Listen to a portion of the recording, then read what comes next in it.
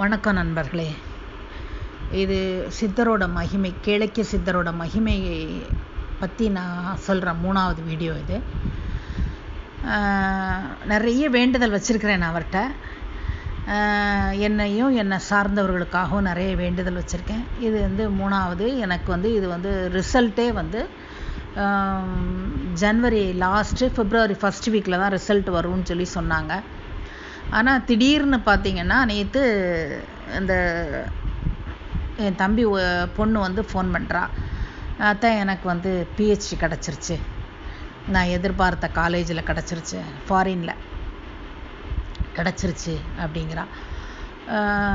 நிஜமாக தான் சொல்கிறியா இல்லை சும்மா சொல்கிறியா, என்ன விளையாட்டுறியா அப்படின்னு. இல்லை, இப்போ ரிசல்ட் இதில் தானே வரும்னு சொன்னேன், பிப்ரவரி மாதம் தானே வரும்னு சொன்னேன், அதுக்குள்ளே அப்படின்னா. இல்லை தான், எனக்கு கவுன்சிலிங் நான் 2-3 காலேஜ் எதிர்பார்த்தேன். அதில் ஒரு காலேஜ் அதாவது அதில் கிடைக்கணும்னு நினச்சேன். அதில் கிடைக்கிறது ரொம்ப கஷ்டம், அதில் கிடைச்சா நல்லாயிருக்கும்னு நினச்சேன் நான்.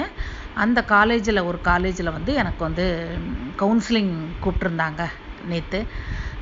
அப்போது அப்ளை பண்ண இதில் 10 காலேஜுக்கு அப்ளை பண்ணியிருந்திருக்கா. அதில் ஒரு காலேஜுக்கு கூப்பிட்ருக்காங்க.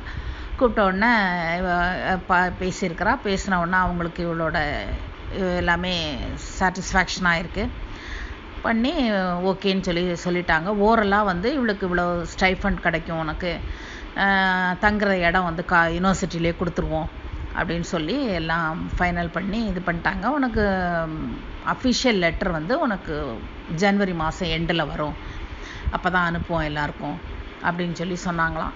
உண்மையிலே கண்டிப்பாக கிடச்சிருமானே. கண்டிப்பாக கிடச்சிரும். நீங்கள் வேண்டிக்கிட்டே இருந்தீங்கல்ல, சித்தர்கிட்ட வேண்டிகிட்டே இருந்தீங்கல்ல, அதனால் நான் உங்களுக்கு சொல்கிறேன், கண்டிப்பாக கிடச்சிரும் அப்படின்னா.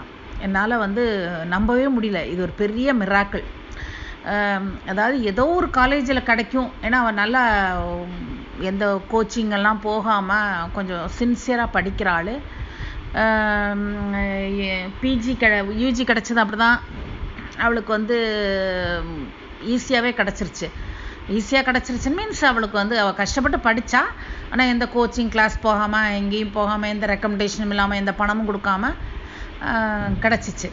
ஆனால் இப்போ அதே மாதிரி இப்போவும் கிடச்சது உண்மையிலே அது சித்தரோட மகிமை தான்.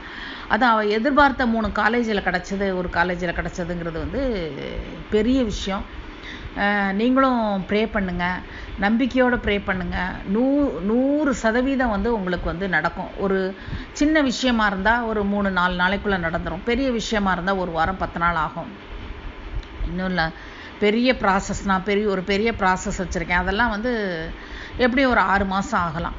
அது மாதிரி கண்டிப்பாக கண்கண்ட தெய்வம், கூப்பிட்ட குரலுக்கு ஓடி நமக்கு நம்மளோட குறைகளை தீர்க்கிற தெய்வம். அதனால் நீங்கள் கண்டிப்பாக ப்ரே பண்ணுங்கள், கண்டிப்பாக நல்லது நடக்கும்.